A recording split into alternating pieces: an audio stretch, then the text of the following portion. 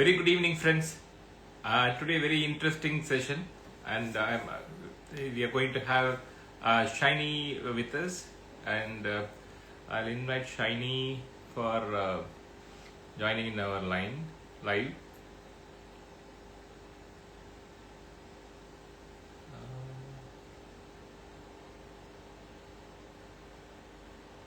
Okay, Shiny Esther is here. Shiny's assistant. Shiny, you asked Shiny to join. Send an invite to me for the live.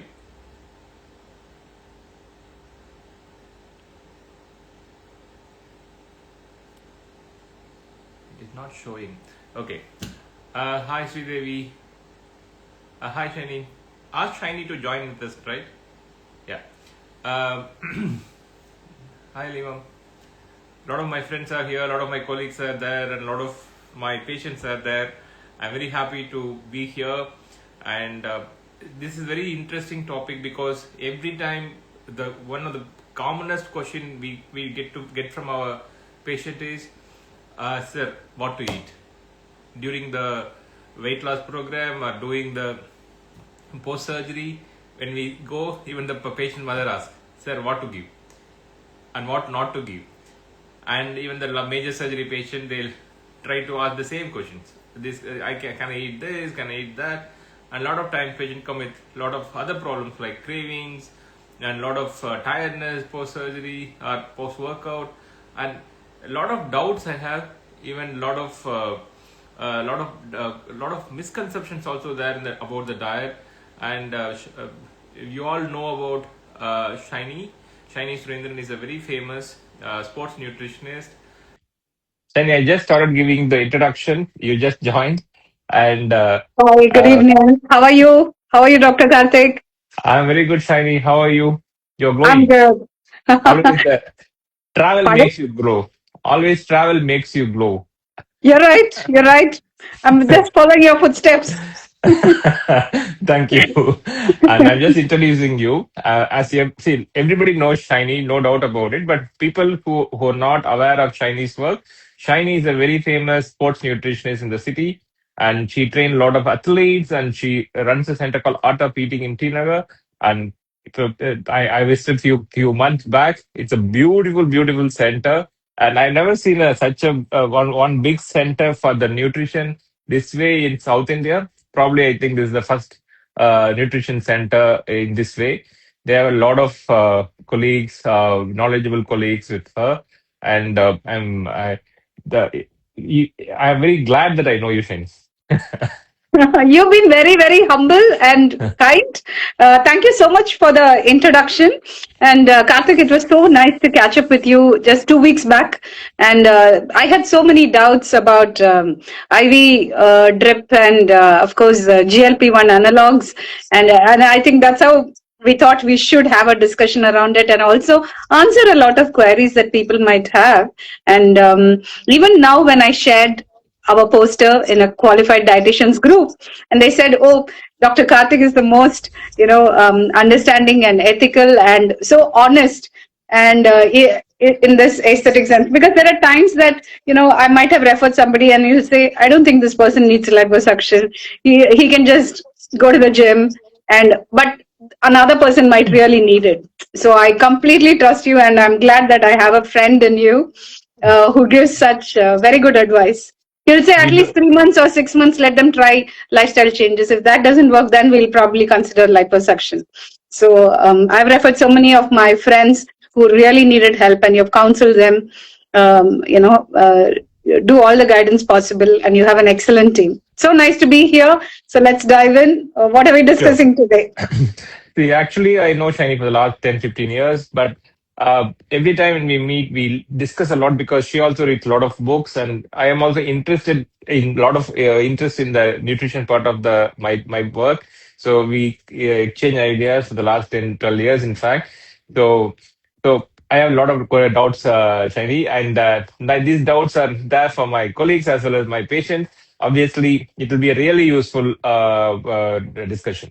So we'll start with because we get the patients from teenagers to 65 years, 70 years patients also we treat. Though the beauty, every level we need some kind of a beauty surgeries. So they come to me. So Yeah. every time when we see a young teenager or a 20 years, around 20 years, their lifestyle is different, the diet pattern is different. 30 years lifestyle is different, diet pattern is different. So what kind of a diet the youngsters have to take? How's like they have to change their food habits slowly when the age advances. Yeah, yeah. It's such a brilliant question because these days, even among youngsters, we see a lot of pre-diabetes and so many wisdom back pain. A lot of those things also we get to see. But I think children in that age group, like say 18 to 30 and all, it'll be really nice if they focus a lot on exercise and also try to get some sleep. Because if they're not sleeping well, then they have food cravings. That's when they end up eating a lot of junk food, be it sweets or else savories, right? When food is available 24/7. I think so. This is one of the biggest challenge we are getting to see among school children as well as teenagers. Basically, they're more into that. So you also see an entire bunch which is extremely health conscious. They go for running, cycling, triathlon, or they are into competitive sports, or some really spend a lot of time in the fitness center also. And this is the time when they should focus about muscle recovery, then the testosterone boost that they require, stamina, energy for their studies, as well as to spend time with their friends, the social or even the community work. They go for some internships also, and they have to sit and study, assimilate information. So I think it's very important for them to focus and also the stress response because during exams they also get highly stressed and that can affect the gut in a very bad way. So considering all of this, the main thing is timely meals and ensuring that there is a balanced meal plate wherein there is rainbow colors. We would always recommend anything that's in season. So right now it's a lot of jackfruit, watermelon, papaya, and also ice apple, which is called nungu in Tamil. And these are things that we recommend because seasonal fruits will carry the maximum amount of nutrients. And definitely taking curd, buttermilk, a lot of fruits and vegetables to support the gut health so that they do not have to use the washroom in the school. There are times that some get constipated. So to regulate the bowel movement also, first thing in the morning, if they can finish it all in the house and then step out to school, they'll feel a lot comfortable. Hydration, because thermoregulatory mechanisms are not well developed. We have discussed this a lot. They need some electrolytes. And if they're into sports, they definitely have to replenish water and electrolytes. Sometimes even salt tablets are required to prevent any kind of cramping. And I You, have a you question. okay. What kind of nutraceuticals would you consider for someone who's in this category of, say, 18 to 30 years? Okay. Actually, I also wanting to talk about this teenagers thing. They're like Hmm. nowadays, you said that they do a lot of workout. They're very health conscious. Totally agree with you. I think the Gen Z is the most healthiest youngster crowd I'm seeing. They are over enthusiastically doing a lot of things, but I don't think that's necessary. What I want to ask you is, Hmm. these guys want to work out a lot. They go 4 5 days a day to gym and do a vigorous workout. They don't sleep well. Obviously, teenagers, the sleeping habits are a little different. I don't know whether I discussed with you or not. Usually, what happened in teenagers, the system, usually the melatonin secretes 2 3 hours later than the adult in the teenagers. Say Oh, example okay. for a adult, the melatonin secretes around 9 o'clock for the adult. For the teenagers, it starts secreting around 11:30, 12 only. So only they can't sleep early. Okay, that is that problem. Other thing, the adult population, the melatonin will be staying for a very short period of time till you sleep. After that, it disappears. It comes down. So, but teenagers, it's persistently stay there for a little higher level till morning. So only when they get up, they feel little drowsy, groggy. They can't get up in the morning. They won't be like a very active. So this is a proven thing about the melatonin secretion in the teenagers. But it it changes when they become adult. But because of that, they sleep late because college starts early. They have to get up early in the morning for going to the college. So already sleep depth is there, and over that, what they're doing. So recovery is since they're not sleeping, recovery is not adequate. They go to the gym and work out because they want to be healthy, and the nutritional things they all those people's mind is protein, protein, protein. Yes, I agree, but they don't take adequate the other parts like a fibers or like a vegetables fruit. They ignore it because they love meat. They don't want to go to the vegetable and fruit aspect. So what we see nowadays is a lot of youngsters looking old, like teenagers coming like for 30 years, 35 years old. Skin quality is bad, skin texture is bad. There are a lot of wrinkles because of the fat loss. So we are seeing these kind of a patients. So what is your advice regarding the recovery phase? How much it is important, because you're a sports nutritionist, you know much about the how much the recovery is important for each person. And can you elaborate little about this part for my youngster colleagues? Sure, sure. You have a son, and I'm sure you're seeing a lot of the children in that age group, right? I'm sure it's coming from that. Yes, I do have three nieces at home, and I do see that their screen time is also quite high. Even the ones who come to the clinic, when we look at it, it's anywhere between 6 to 10 hours, the screen time. Screen time, okay. The past 1 week, so many clients who came, and they were all teenagers. And I looked at their phone. I asked for it and had a look at the activity. So number one for recovery is sleep. And if they respect the circadian rhythm, and if they can at least go to bed by before midnight, before 12 o'clock, if they get to bed, even that is good, because most of them are sleeping at 2 or 3 a.m. So number one is that. Next is, of course, to take some electrolyte. I think it's very important to have a sport drink or an electrolyte. The humidity in Chennai, in Tamil Nadu, meaning in southern states right now, it's like so bad. The humidity is so very high. And when they lose a lot of salts, they need to replace it. And that's going to help a lot in recovery as well. Another factor is to keep sipping these recovery drinks or else the electrolytes, even during their workout or when they're having a ground session. If they're in Okay. the nets or else in the say outdoor, they just have to keep sipping it. That's going to be helpful soon after they workout. See, pre-workout is important, even if they're eating banana or else if they're having a oats porridge or something like a health mix that we make at home, like a satamavu kanji, something light, something easy to digest. If they drink that, go for a session of a game or else to a gym, and then when once they finish and they get back home, they definitely have to have something which has protein and carbohydrate. Simple examples were like eggs along with idli dosa, or else be it a upma or a adai or something like that. So adding eggs to that, or else if it's idli or dosa, maybe with a chicken or a fish curry or a mutton curry. Or if it's not possible to have these non-veg gravies made for breakfast, I think even oats porridge or else granola with some Greek yogurt or even regular homemade curd is also fine. But a bowl of this kind of a granola and dry fruits and nuts, and also a glass of juice. We always recommend juice for highly active young adults because it replaces not just the glycogen but also the electrolytes. And I think Okay. that's very important for them. Sometimes, in case they sweat quite a lot, some of the youngsters sweat a lot. So they end up with cramping quite often. Then we ask them to take something like pickle, nartanga, which is all dried, and it has a lot of salt. So they can just mix it with buttermilk and just drink because that replaces quite a lot of salt. Coconut water, lemon juice, and having papads, and also having non-veg, because all these are high in sodium, and that's going to be very helpful. When we look at potassium, a lot of fruits, lemon juice, tomato juice or tomato soups, and then tender coconut. All these are really rich in tender, potassium. So these are the things that we would always ask them to focus on: recovery, sleep. Even in the after lunch they can sleep, or else before lunch they can sleep. If they have a session at 3 p.m., then morning session, then they come back home, have breakfast. A 1 hour nap is highly recommended. Then they eat a light lunch, then go for a practice session because they train for close to 6 hours a day. So afternoon also they might have some, so depending on that, we adjust the calories. And for recovery, this is recommended. Massage is also very helpful. Ice baths are also really helpful. And I think these are just the simple things that I can just share immediately. But there are a few supplements like, for a vegetarian, branch chain amino acids seem to be helping a bit, but not so much for a non-vegetarian. For non-vegetarian, we'll always ask them to take some bone broth, chicken soups, mutton bone soups, oxtail soup, these kind of things. And if they like organ meat, even that. And plenty, because they can't eat so much for lunch. We would actually recommend that they eat a good amount of meal at night. So a lot of non-veg and plenty of carbohydrates, because that will actually top up their glycogen stores.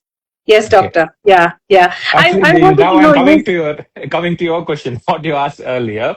So Yeah. the teenagers and the youngsters, what kind of a nutritional supplement usually they need?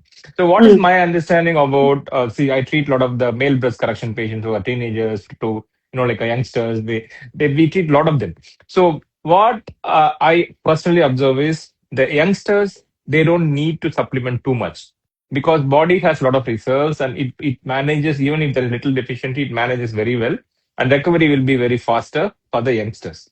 So when they need to go for the nutritional supplements, or like some IV therapies, a lot of things, when the workout is very extensive. Say example, professionally they're going. They, as you said, the workout going to be 6 to 7 hours a day.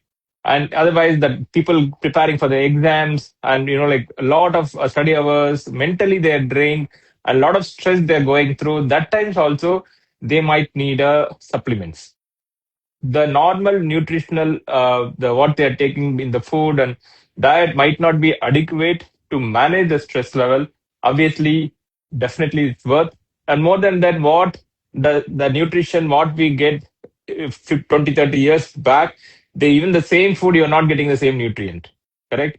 So a lot of changes have happened in our food, and a lot of that, even the genetically a lot of modification happened, and a lot of the healthy foods are not getting and reaching the people adequately. So obviously we can talk about it hours together. So obviously, because of these reasons, when stressful period, either exams or the sports training, on these kind of a times, definitely they need a supplements. Another thing, post surgery, say even after gynecomastia surgery I'm doing, I'll put them on collagen supplements, antioxidant supplements, and sometimes if a pigmentation is more, I'll put them on glutathione supplements. Like sometimes, yes, body might not handle this stressful process like a surgery. We put them on nutritional supplements. That's what my the teenagers and youngsters, my nutritional supplementation rule. Great, great. Yeah, because you also said they end up having a lot of wrinkles. They look a little aged. Either when they lose a lot of fat, or sometimes when they gain a lot of weight. Also, we see them that they look much older than their present or their current age, right? Their chronological age. Yeah, yeah. Interesting. Collagen. How long should they be taking, doctor? I was just because a See, lot this of is people take it for joint support or some for skin. In your case, definitely for healing, elasticity, skin tightening. Yeah. How long are they on this kind of a supplement? See, what I've seen is like, say, example, in since the teenagers mostly come for the gynecomastia, is comparing, giving that example of that, because we remove a lot of gland and tissues from the chest, the skin has to redrape nicely. We need good elasticity of the skin. Sometimes they lose it because of the expansion of the tissues. The skin also stretches. If they have a lot of stretch marks, sometimes the elasticity might not be good. So for those people, sometimes I put them on collagen even prior to the surgery. So they have a good skin elastic, the skin collagen content, so that when we do surgery, the skin contraction will be better. After surgery, depends on the grade of the gynecomastia. It's a very severe one, lot of loose skin. We'll put them all them to take the collagen supplements and vitamin C for the longer period of time, up to 2 months. Otherwise, 15 days to 20 days. Depends on the grade of the gynecomastia. Even any other surgeries, most of the our surgeries are involving the skin. We need a better redraping, better tightening. So for that reasons, we always use collagen. What we have found is the sometimes most of the collagens are non-vegetarian sources. So some vegetarian come for the procedure. What we observed is, if because of the religious reason and other things, they don't want to take the collagen supplement, their results are little lesser than the people who is taking collagen. So loose skin will be little more than the normal the non-vegetarian people who is on collagen. Sometimes you'll tell it's a medicine, better to take it. Even you're a vegetarian, better to take it. So a lot of people they take it. So obviously, since our experience says that collagen supplements is definitely matters in post-surgical period. Okay, okay. So the ones who are here, if there are any questions, please do. The participants here, the audience here, if there are any specific questions, please post it. And yeah, before you ask a question, I'm going to check. Like, see, there are IV drips. I really want to ask you before the time runs out. Um, who needs them? My Okay. understanding is some do not uh, absorb it really well. A few clients who came last month, they had a lot of gut issues, and they were really struggling. They were on certain medication, and still their values hadn't gone up. And a lot of vitamin D, B12. deficiencies are rampant, and also iron. There are women who have, say, PCOS and all, heavy bleeding continuously for 20, 25 days in a month, uh, insulin resistance being very high. So, in these kind of situations, if they're not able to absorb, is that when you think about IV nutrition drip? Yeah, a lot of indication, Shiny, but what people need to understand is what is IV drip therapy? What is IV drip basically contain? There is a lot of cocktails are there. Initial days, May's cocktails are introduced, and now a lot of modifications have happened, and most of the cocktails has glutathione and vitamin C in high dose. That is the main thing. So what is the see? We all think that glutathione we use it for the skin color improvement, but people want to have they have to understand this glutathione is a very potent antioxidant, which helps in the even a few cancer cells get destroyed with because of the glutathione, high dose of glutathione. There is a lot of studies going on related to the IV glutathione. So obviously, the glutathione antioxidant, the glutathione is a high antioxidant. So along with the vitamin C, really a potent antioxidant. So most of the IV drips contain 2.5 grams to 3 grams of glutathione and vitamin C, a lot of high dose of vitamin C. So along with that, according to the indications, so sometimes some people want a lot of skin glowing, a lot of people want the age-related things to be corrected. Sometimes they ask for the even post alcohol, high binge of alcohol. See, what happens is even post alcohol period, the people think that they rested really well post alcohol because night they slept really well. When you monitor your sleep during post alcohol, what happens is you have the sleep anxiety levels are really high. We thought that post alcohol you slept really well and you rested really well. That is good for the body. Nothing. Your sleep anxiety levels are really high. So your body needs to recover well. So for that also a lot of cocktails are there. We don't want you to binge in alcohol and come for the cocktails. I never did even a single one case for the IV therapy for the alcohol binge people. But that's also one of the reasons people go for the alcohol IV drip therapy. So along with the antioxidants like glutathione and vitamin C, lot of vitamins, water soluble vitamins and fat soluble vitamins, and lot of trace elements, minerals, and sometimes collagen. So all those things together only there in the IV drip therapy. So it depends on the indication. We change. Sometimes we remove one, we pull one. Sometimes you see that water soluble vitamins excess will eliminate it automatically, but fat soluble vitamins won't happen that way.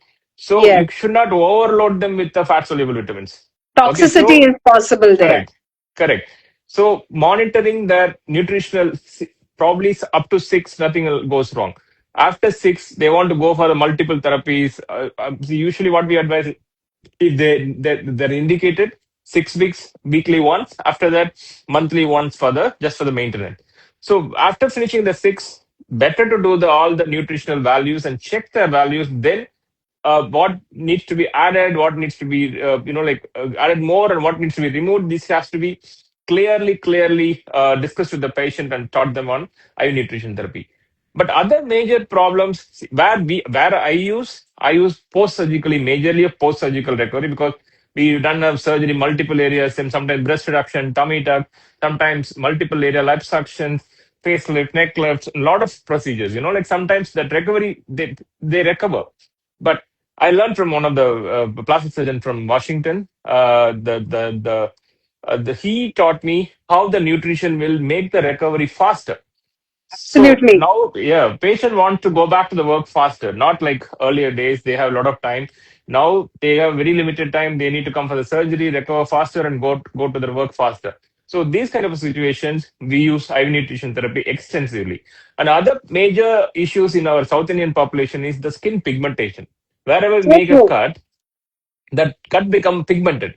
So the foreigners, the skin scar won't be visible at all. For us, scar won't be good, but surrounding pigmentation will be more. It won't look good. So that aspect, the glutathione is a very potent the melanocyte controller. So obviously, the melanin formation around the scar will be very less. The scar quality becomes much better. So we start the IV nutrition therapy, major surgical, major cuts areas and all. We start the IV nutrition therapy day one of the surgery. Wow. Okay, that early. That early. Okay. I because also noticed about fat burners recently. I was looking at some of the Instagram posts by Dubai. Some of the centers, their longevity centers and clinics.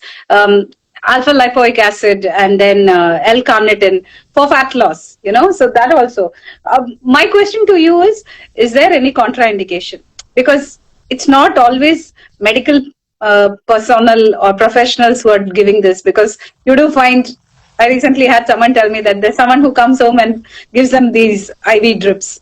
So how safe is it? What are the pros and cons? I'm very keen to hear it from you.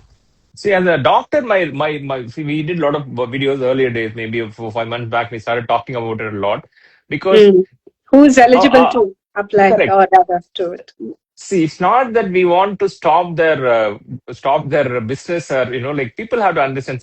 One of my non-medical friend called me. How can you talk about it? Because I'm doing it. You're spoiling my business, kind of. I don't even remember that she is doing that. Okay, see, it's not that what we want to stop your business. It's basically to actually we are helping you. In fact, you have to understand why you should not do it. Okay, Okay, so see this. I see. You remember the earlier days when we get admitted in the hospital, they put a IV drip with the multivitamin infusion in it. That brown color, correct, the yellow color fluid will keep going. So that the correct, routine in even the government hospital, they use the MEI. We put it inside and to make the patient recover faster. But I've seen a lot of anaphylaxis shocks and reactions for this kind of a multivitamin. Only for that multivitamin itself, we get a lot of anaphylaxis and shock. Think about, we are adding a lot of things. Okay, correct. so It's a if cocktail. correct, 99 patient you have done, nothing nothing gone wrong. Okay, 100 patient it might go wrong. Okay, so it is not. See, you need to understand. We are introducing something intravenously. Okay, anything can go wrong. So, say example, we do in our center. What we do, all the staffs has to check the emergency drugs before start the IV line, because when emergency happen, they can't go and run for the emergency medicine, adrenaline, hydrocortisone, all the whatever allergic. We have a protocol. We just print it and type it in the wall so that any reaction happens. It hasn't happened. It happens. We need to know what needs to be done.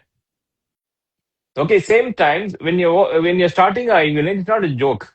If there is any infection happens in the IV line site, even thrombus forms, it can migrate proximally and creates a problem. Air Correct, embolism. Okay, a lot of things are there. People not aware what they are doing. See, well, most of the sisters are not even trained, not even a staff nurse. They are all trained somewhere and they go and start the IV line. And even I heard they're coming home and doing these procedures. And even the marriages, they have the parties. Okay, definitely we have to condemn these things. It's not a joke. Anything can go wrong anytime. Please don't be a victim. And more than that, they don't even know what they're injecting. So as I said, fat soluble vitamins, you need to monitor them. Water soluble, see, a lot of things are there. Okay, so they don't even have a clue what happened if the toxicity. Even toxicity happened, they don't even pick up. correct. Okay, so we Yes, need, yeah, people have to understand it is not a joke. They need to consult a qualified medical professional, which they are good in, they're doing it regular basis, and same time, and the side effects of each drug, and you have the rights to ask what you're injecting. Don't go blindly. We have a lot of things added. A lot of times we pull few things out because, okay, we have done a 4 times you inject. We came for the IV drip. We checked your values. This is high. We should not go for it. We have to remove that. You understand? So even the surgery recovery, we are very careful. When you're a normal person, just for the skin color improvement and those things, if you're going, better be careful. You should absolutely. not You're do it right. in a kind of a Yeah. the wrong way. And I have a very important question to ask, Shiny. See, we add the micronutrients and all those things in the IV drip. Okay, we have seen a lot of people coming with a craving, food craving. Some people want to have sweet all the time. Some people want to have a carbohydrate all the time. Some people want to have the alcohol all the time. You know, so the cravings and anything related with the micronutrients issues, the levels, Chinese. Yes, yes, yes.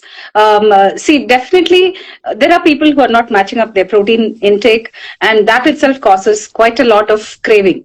Could be sweet cravings. And also, when there is B complex deficiency, magnesium, manganese, selenium, chromium, that also happens. So, if you're eating a lot of refined flour or maida based dishes, and instead of taking, say, a mapla sambar dosa, or else, red rice flakes which are unpolished, or unpolished rice, or black rice porridge or anything, because that has a lot of fiber and micronutrients, whereas a polished one like a white rice based idli, dosa, upma, all of that is completely polished, so you tend to lose out on a lot of B complex. So straight away when someone says I have sugar cravings, one is we check for the sleep wake cycle, because if they are not sleeping on time, insulin, leptin, ghrelin, there could be a lot of resistance that has developed, and that sets off quite a lot of craving. Next is, we always ask, have you done any diets on your own recently, or went on a drastic diet where you completely stopped having uh, any particular food group? Like they may just stop having rice or wheat, or it could be dals completely. Some food group will be completely omitted for whatever reason that they've done. So that deficiency carries over, and that can cause a lot of food craving. And when there is good fat, omega 3 fatty acid, how many of us eat fish on a daily basis? It's not so, right? And omega 3 deficiency itself can set off quite a lot of craving for fried foods. Okay. Yes. So we would definitely ask them to take some fish oil capsules, and that to a good one. EPA and DHA should add up to at least 1 gram, and they have to take at least 2 to 3 grams per day. Okay. If they are able to eat fish, that day they can skip the nutraceutical or else the supplement. So this is one. Protein is another, and of course B complex, magnesium, manganese, chromium, selenium, these also matter. So basically they just have to eat all the food groups and then keep rotating it. Even the grains they have to keep rotating, pulses. So all the 5 food groups you just have to eat a variety, and that offsets the deficiency. Or if there is a problem like, say, a typhoid, jaundice, malaria, a severe bout of some gastric issue, and they were on antibiotics, during the convalescing period, they have to focus on getting some amount of multivitamins, which obviously the doctor would have given it in the prescription. Yeah. So, and another factor is also D3 and B12 deficiency is rampant.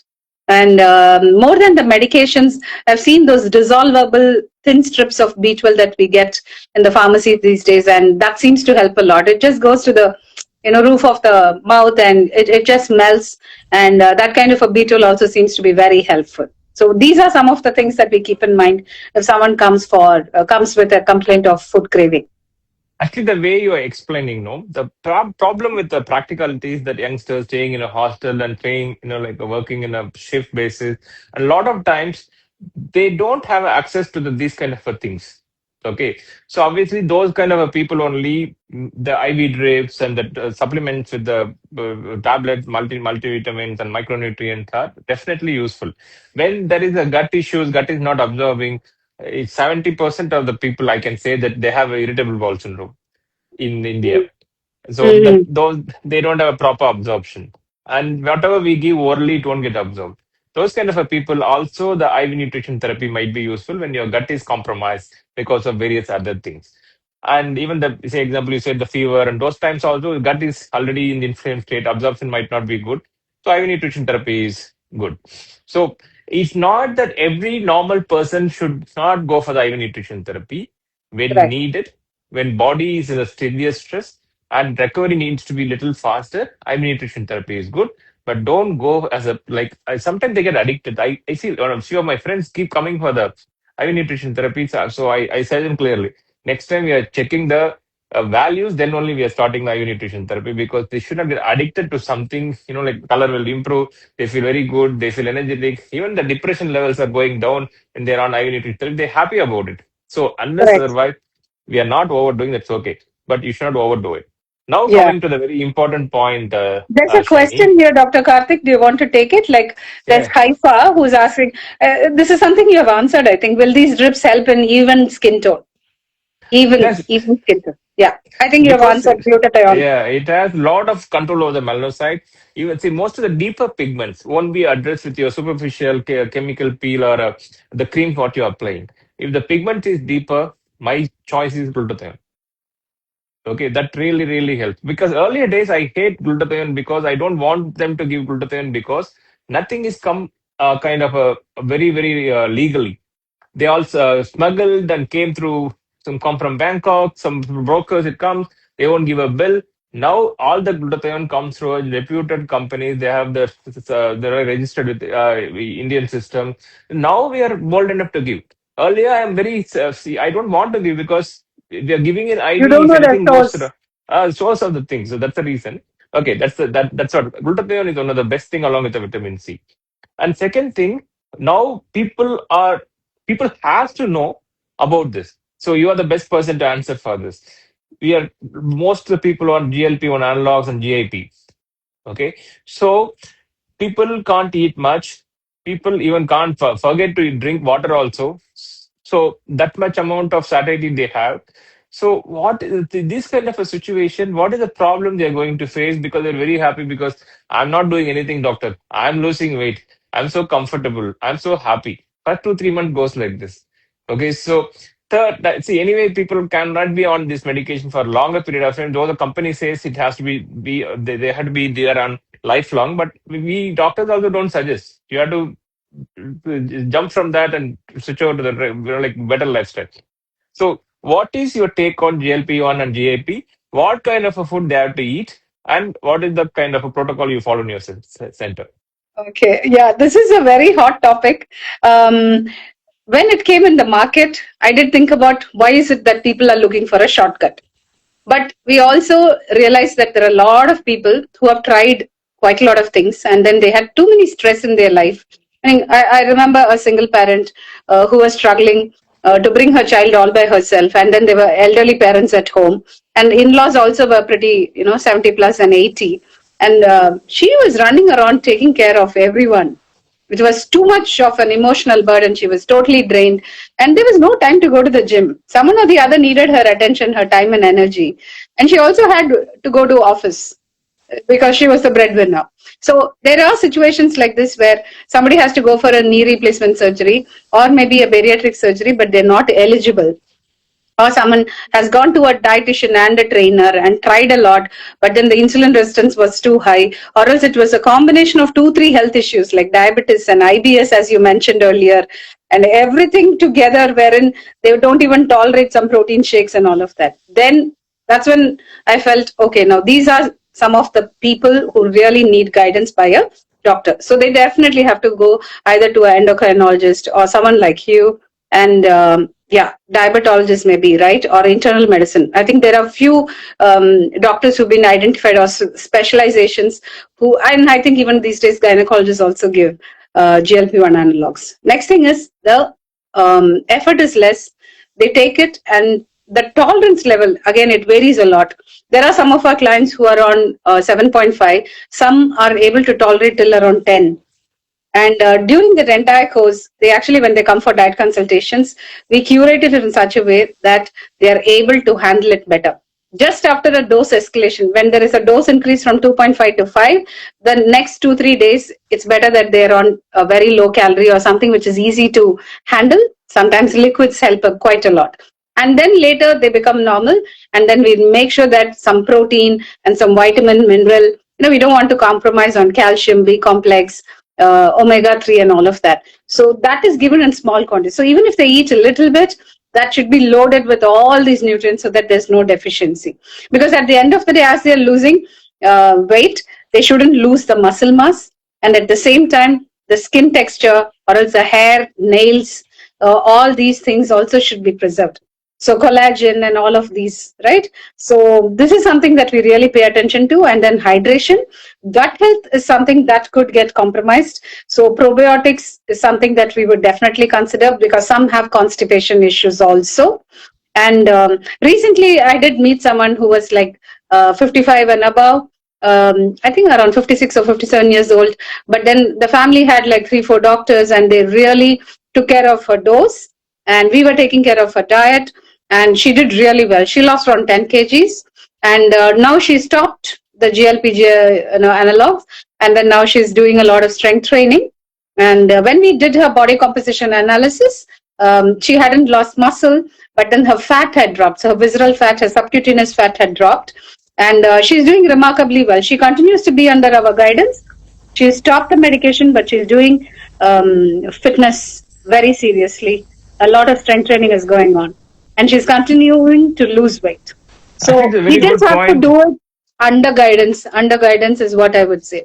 How about Actually, your what experience? Yeah. Yeah, what you have given, the one point you have said in the initial phase is very, very good point.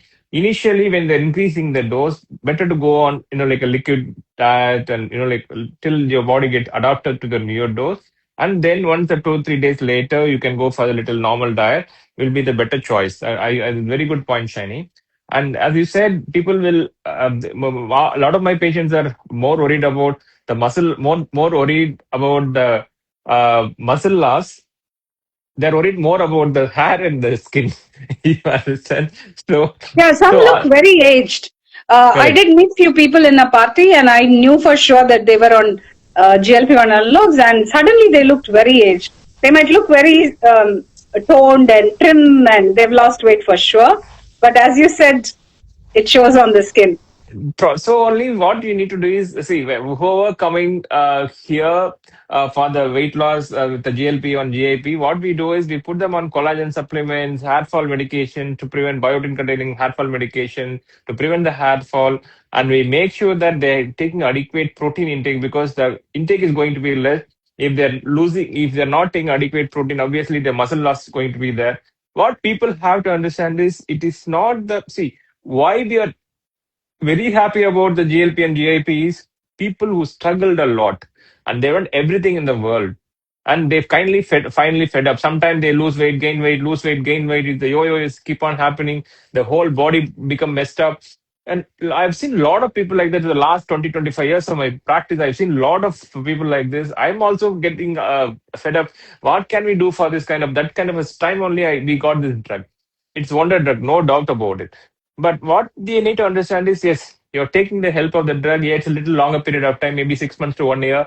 After that, you need to understand okay, my body responded now. Now, what I am doing for my body? Am I doing a proper dieting? Am I started the exercise properly?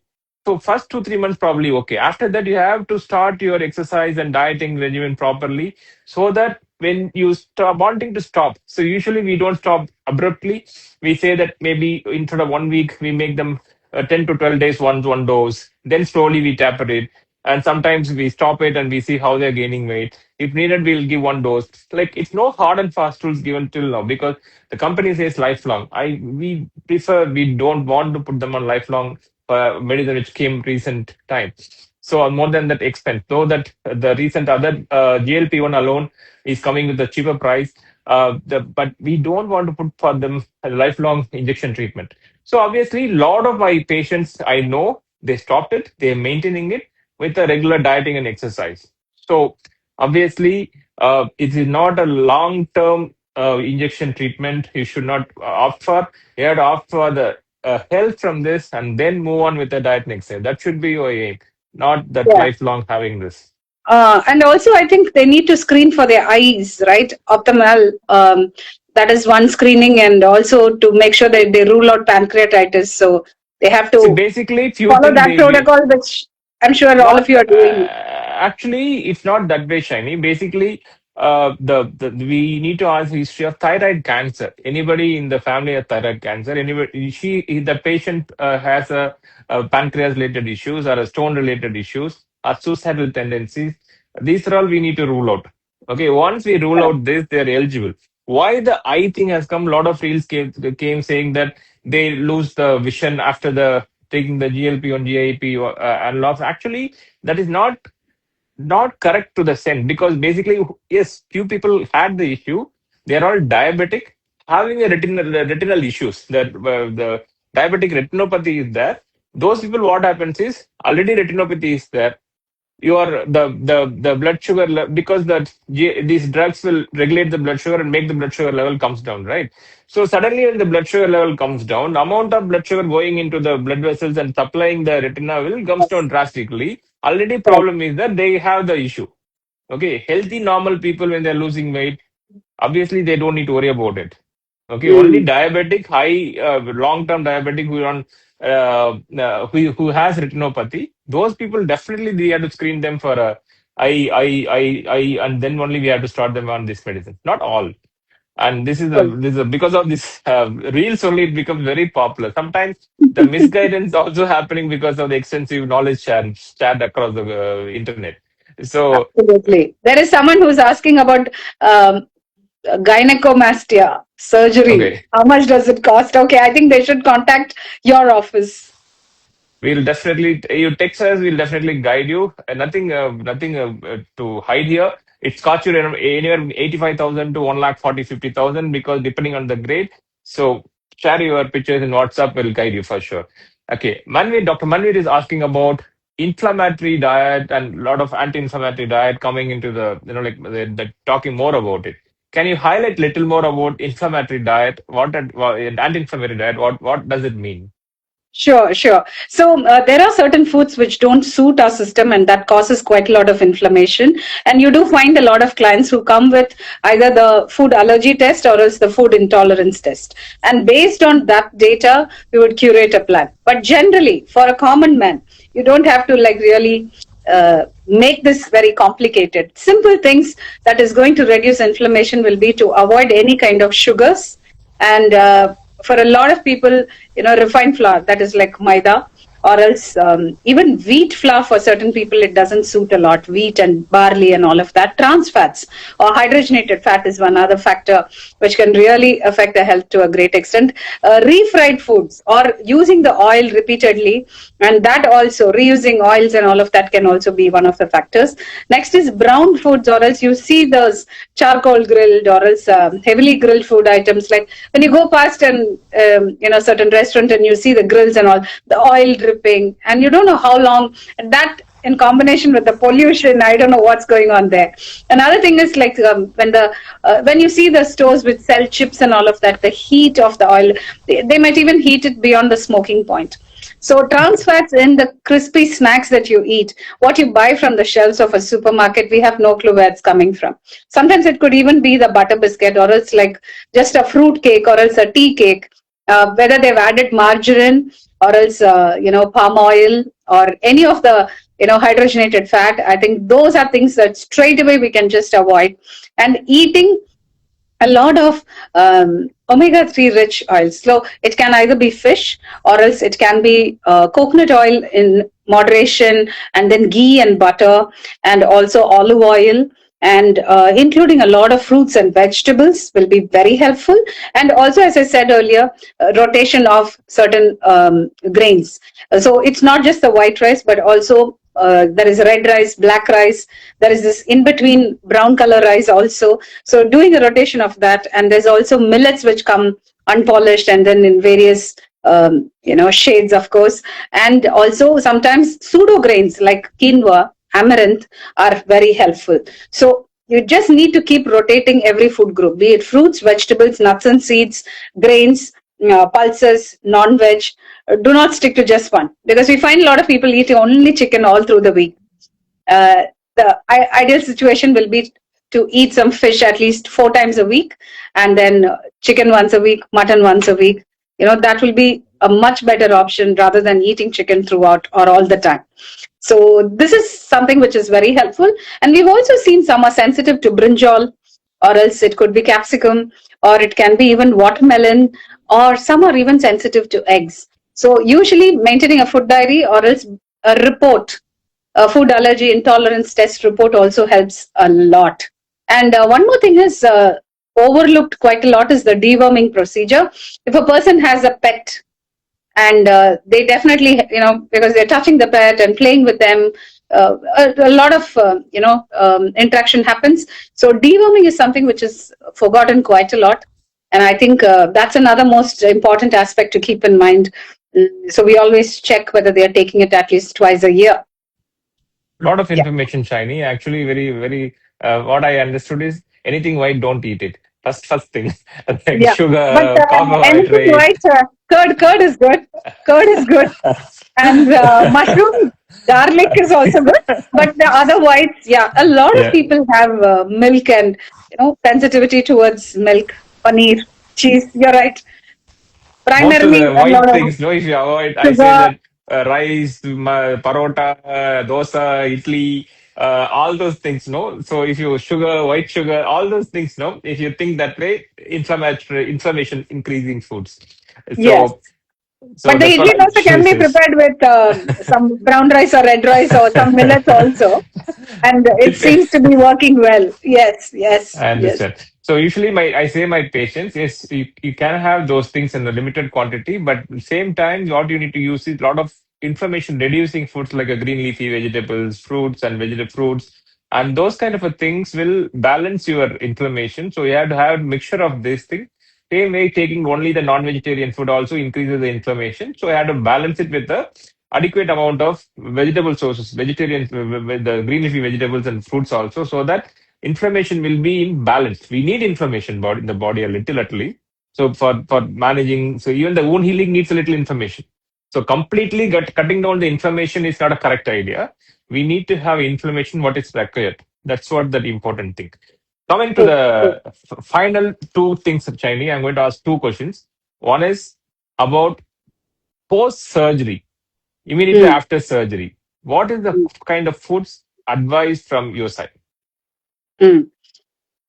Post surgery, definitely a lot of foodstuffs which are easy to digest. It could be porridges, fruit juices, or it can be soups. So you do have capsicums in different colors, or is there's purple cabbage, and there could be also greens. Kheer, green leafy vegetables, which are also red in color. That will help, and plenty of fruits and vegetables because all of those have antioxidant properties, and that's going to be truly helpful. Next is anything to support the gut. Could be fermented rice mixed with buttermilk, or it can even be homemade pickle, but it shouldn't be too spicy. What I mean is something like a coleslaw, or else like a homemade, a quick instant homemade pickle, or else it can even be chutney towels, which are very bland. It will go very well with a curd rice or else a rasam rice, that kind of a thing. And protein, something which is easier to digest.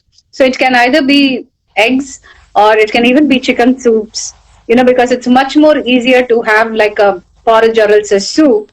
And sometimes you can have broken rice. And during Ramzan, we all see that porridge that's prepared with rice and then meat, and there's a little bit of dal also, and I think a little of all, and that's a very beautiful combination, and it's much more easier to digest.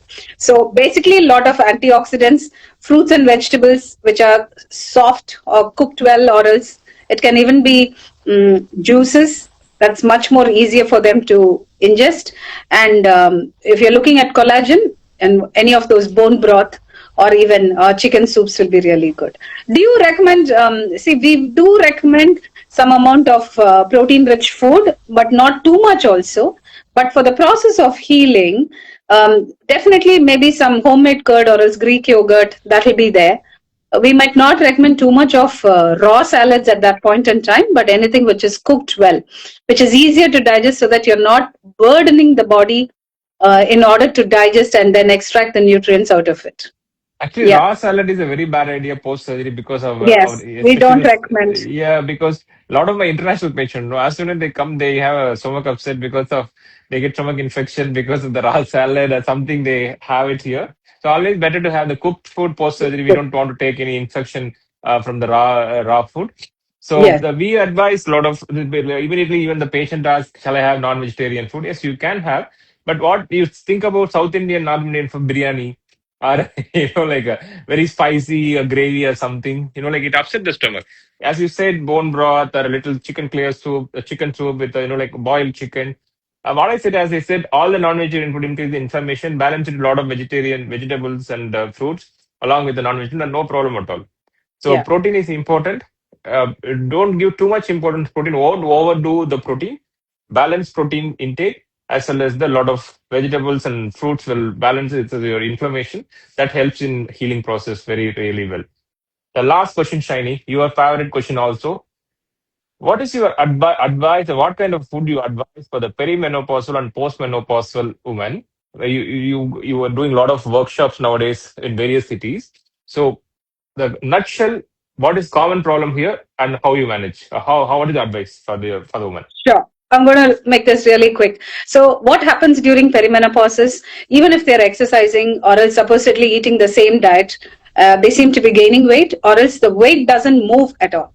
They just seem to get stuck at some point, probably because of water retention, or the hormone is really putting them through quite a lot of changes where they're not able to sleep well at night.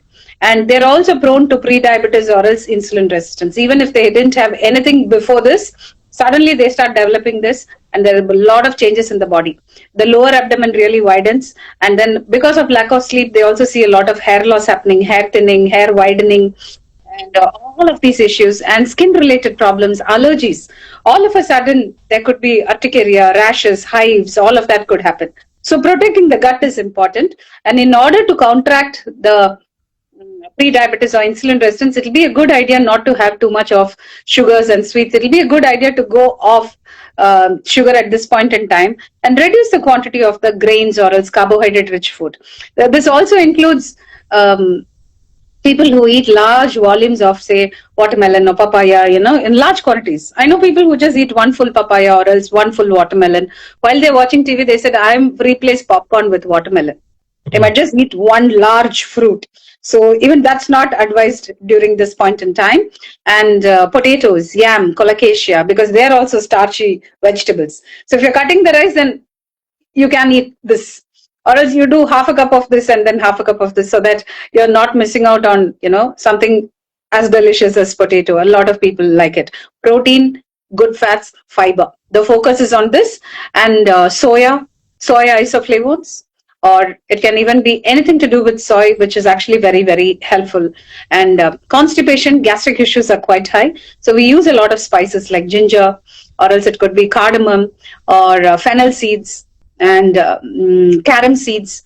So we would expect, or rather advise them to use a lot of kashayams, where you add little bit of turmeric and then a little cinnamon and then fennel seeds and cumin seeds and also carom seeds. Boil it nicely and then keep sipping, or else grated ginger. That also helps. Anti-inflammatory is also turmeric and pepper. The pepperin activates the curcumin in turmeric. So this combination also works very beautifully. And what are the supplements you advise? Magnesium for sleep, because the first thing that they face is that. And if there are a lot of hot flushes, soy isoflavones as well as even black cohosh is very helpful. And omega-3 fatty acids, because they also need to protect their heart, because so long there was a lot of support coming from the estrogen, but that's going low. Next is calcium, but just giving calcium doesn't seem to help, but there could be soft tissue calcification. So that's why vitamin D3, K2, magnesium, calcium, this combination seems to work very well. So for certain people, magnesium with taurine also is very useful. Multivitamin with soy isoflavones is also something that we could really consider. Yeah. So we just split it up. Magnesium and all is in the dinner, but in the morning there could be some antioxidants, fish oil capsules, or eating fish for lunch. We just sneak all of that in. But calcium after every meal, because it helps when you split the calcium and give. Plenty of protein either through food or else as supplement. Yeah. Black cohosh helps. Yeah. Black cohosh personally helps me a lot to overcome hot flushes. Yeah. Okay. Yeah. Yeah. A lot of information, Shiny. We covered most of the aspect, and actually almost 1 hour. I don't even know that this 1 hour has gone. It's so interesting, and I always love talking to you. It's like I didn't feel like it's a live. It's just a talking, and we want to gain more knowledge from you, and kind of that way only. And I would definitely know that my Dr. Manir already said the very nice session. Everybody appreciated, and thank you so much, Shiny. I do know that you are so busy, and nowadays you're traveling a lot also, and we pulled you and we tortured you here first today. Not at all. I learned a lot. It was so nice to learn so many aspects of your profession too. And as always, it's such a something which is I learn quite a lot every time I interact with you. So we have had these wonderful conversations and the pros and cons, and you're very transparent. If someone doesn't respond on GLP-1 analogs, you will tell that also. If someone is not eligible to do this, it's not that you're only highlighting what works. You'll always say, hey, this might work, this might not. People might respond, there might be non-responders too. And that honesty is what I really like about you. Thank you so much for being Thank you, who you Shani. are. Thank you, Shani. Uh, Thank you, the audience who watched the whole program fully, and hope it will be very informative. And have a very nice weekend, Shiny, as well as the people who are watching it. See you. Good night. See you Good once night. again next week, Friday. But don't forget to go to Shiny's Art of Eating Center. It's a very, very beautiful one. If you go, you understand what I'm saying. Thank you. Thank you so much, Doctor.